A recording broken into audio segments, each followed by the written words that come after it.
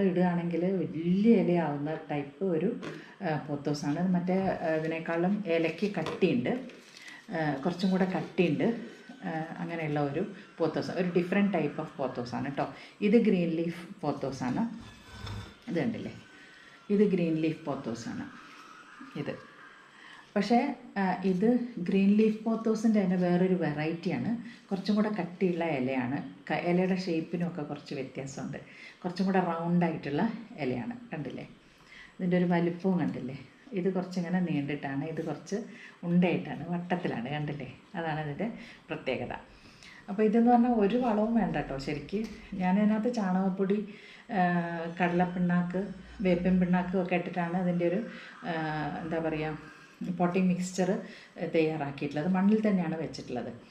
അപ്പോൾ ഇതിൽ ഇടയ്ക്ക് ഒച്ചുകളൊക്കെ വന്നിട്ട് താമസിക്കും. അപ്പോൾ അതിനിടയ്ക്ക് ഉപ്പ് ചെറുതായിട്ട്